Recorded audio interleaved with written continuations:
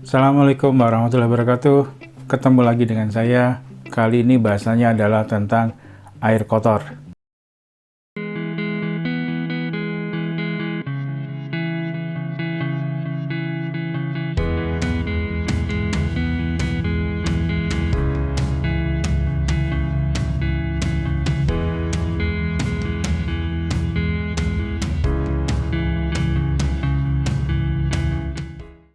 Sahabat-sahabat semua yang mau bikin rumah atau yang lagi mendesain, sahabat-sahabat arsitek, sahabat-sahabat konstruksi, kalau kita membuat rumah, yang salah satu yang penting adalah fasilitas air.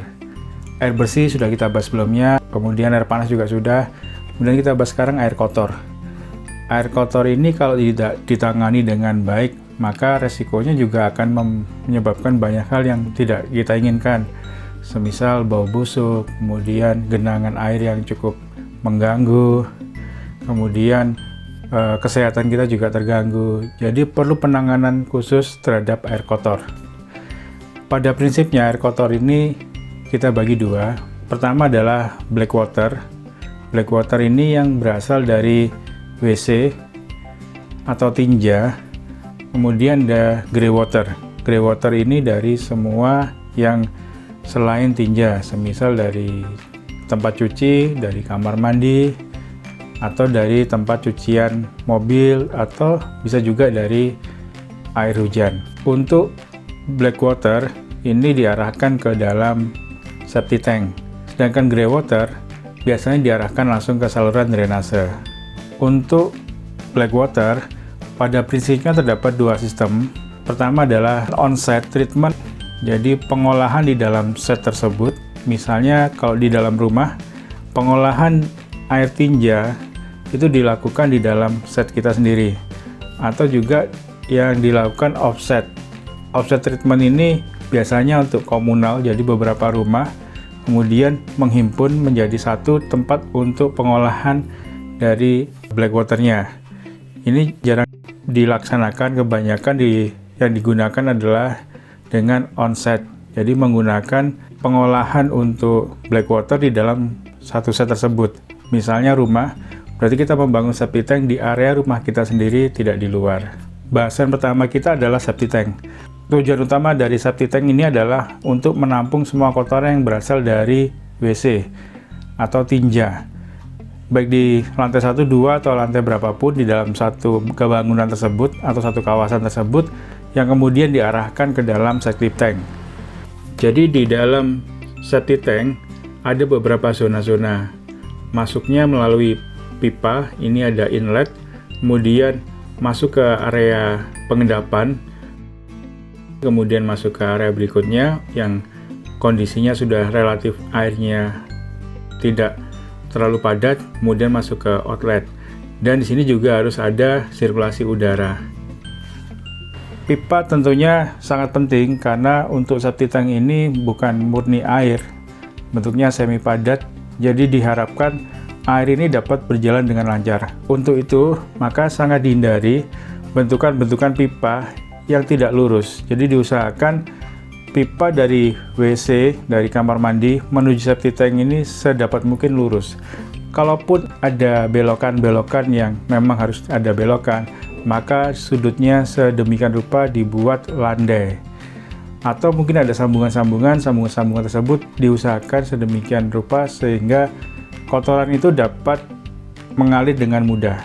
Kemudian elevasi ketinggian juga perlu diusahakan jangan sampai rata agar kotoran ini dapat mengalir dengan cepat menuju septic tank. Kemudian di manakah letak septic tank yang terbaik? Perencanaan septic tank ini sudah dimulai dari awal ketika kita melakukan desain. Septic tank bisa diletakkan di depan atau diletakkan di belakang rumah, di halaman. Kebanyakan dilakukan di depan, di halaman depan. Ini dengan pertimbangan pertama, nanti jika terjadi penuh septic tanknya, sangat mudah untuk melakukan penyedotan.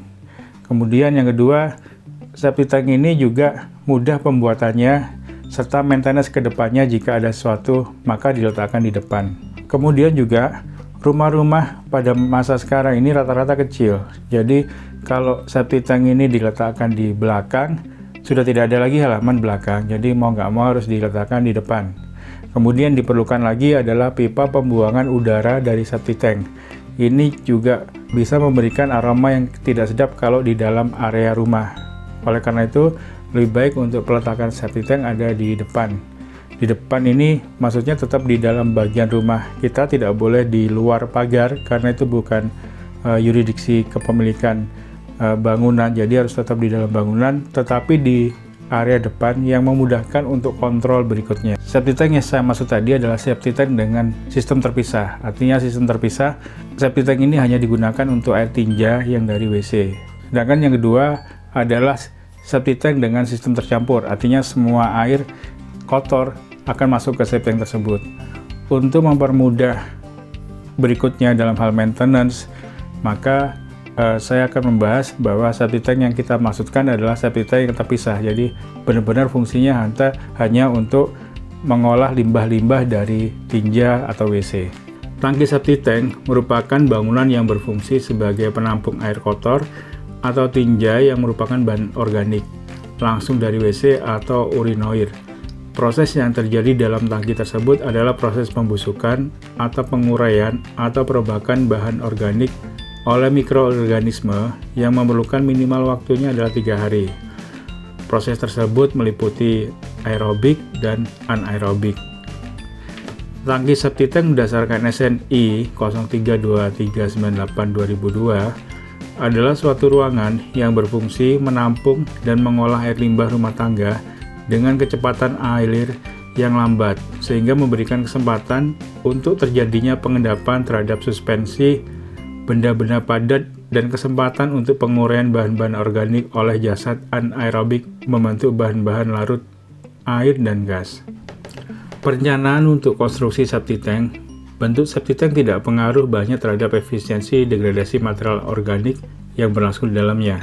Karenanya dapat digunakan tangki septic tank silinder ataupun persegi panjang. Silinder biasanya digunakan untuk pengolahan lumpur tinja kapasitas kecil, diameter minimal 1,2 meter dan tinggi 1,5, termasuk aman untuk satu kepala keluarga.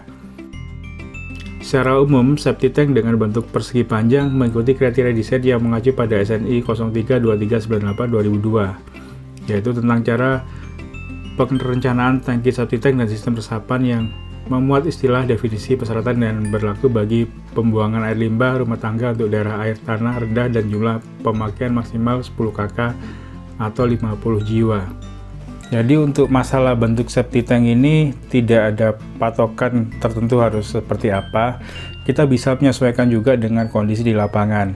Jika kondisinya sulit, kita bisa menggunakan yang cukup mudah, kita membeli beton base. Seperti kita membuat sumur, kita gunakan beton base itu, kemudian di dalam beton base ini harus tutup rapat, tidak boleh bocor keluar, karena di situ jadi penguraian bakteri. Jadi setelah kita pasang beton base, seperti kita membuat sumur, bedanya adalah kalau sumur itu untuk bisa menerima air masuk, sedangkan ini kita menghindari air untuk masuk maupun keluar. Jadi beton base ini kita tutup, kita aci, dan air tidak bisa keluar masuk. Ini yang sangat praktis banyak dilakukan untuk mensiasati lahan yang tidak besar serta kemudahan dalam pekerjaan. Kemudian juga bisa kotak yang seperti septic tank pada umumnya. Kelemahannya adalah pembuatannya cukup membutuhkan ruang dan membutuhkan tempat. Kalau dengan sistem seperti sumur atau menggunakan beton base tadi bisa ke dalam, jadi kita mengejar volume dengan semakin memperdalam dari beton base tadi. Kemudian juga kita bisa beli septic tank yang sudah jadi. Biasanya banyak menggunakan material fiber. Ini tinggal kita beli kemudian kita pasang. Cuman ketika pemasangannya juga harus tanahnya stabil, jadi bisa diberi lantai kerja di bawahnya agar septic tank yang kita pasang ini tidak bergerak dan kondisinya tetap. Septic tank ini juga banyak di pasaran dengan berbagai ukuran sesuai dengan jumlah KK yang akan menggunakannya. Perawatannya menggunakan beberapa bahan kimia sehingga cepat sekali dalam pengolahannya. Setelah dari septic tank, maka berikutnya adalah air ini relatif bersih. untuk dibuang ke lingkungan, kemudian diserapkan ke lingkungan melalui peresapan. Peresapan biasanya menggunakan, istilahnya adalah sumur resapan. Sumur resapan bisa menggunakan bata, atau yang sekarang juga sama, banyak menggunakan beton bis untuk pelaksanaannya karena relatif mudah, cepat, dan murah. Bedanya kalau septic tank tadi, ketika menggunakan beton bis, tidak boleh ada air yang masuk dan keluar, jadi harus diaci dengan benar. Kalau yang ini, justru air itu diarahkan untuk keluar, jadi air ini tujuannya untuk diresapkan ke lingkungan. Karena air ini diresapkan ke lingkungan, maka jarak antara resapan dengan jika ada sumur, ini harus cukup jauh, minimal 15 meter.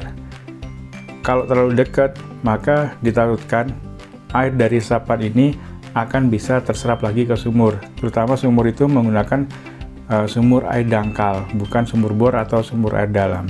Untuk material-material yang ada di resapan bisa menggunakan pipa poros, kemudian ada media halus atau ijuk, penggunaan penyangga pipa, penggunaan media kerikil yang halus, kemudian ada lubang-lubang peresapan ke tanah, lubang-lubang pada tiap pipa, dan tanah penutup untuk bidang resapan. Demikian tadi untuk tentang septic tank. Kemudian untuk yang water, air dari grey water ini bisa dari dapur, bisa dari kamar mandi, juga dari pembuangan air yang lain, semisal dari kolam ikan, tanaman air, tanaman-tanaman hias, atau bisa juga dari air hujan. Sebelum dibuang ke riol kota atau ke selokan, alangkah baiknya kalau dilakukan peresapan. Ini tujuannya agar mengurangi resiko banjir, karena air yang sangat banyak dalam satu waktu tidak bisa langsung diresap oleh tanah, atau kapasitas dari selokannya kecil, maka langkah baiknya jika dibantu dengan meresapkannya ke dalam tanah. Maka dibangunlah beberapa resapan. Resapan-resapan tujuannya juga membantu untuk membuat air itu langsung masuk ke dalam tanah. Kemudian dari resapan itu baru kemudian diarahkan juga pipanya ke selokan. Ini sangat membantu terhadap penyerapan air yang tujuannya juga untuk membuat daya dukung lingkungan semakin baik, terutama menghindari resiko terjadinya banjir. Selain membuat resapan-resapan, kita juga bisa membuat biopori. Biopori ini skala kecil dari resapan. Kita bisa membuat di beberapa titik rumah untuk membantu air juga langsung meresap ke dalam tanah. Demikian sekilas tentang pembuangan air kotor.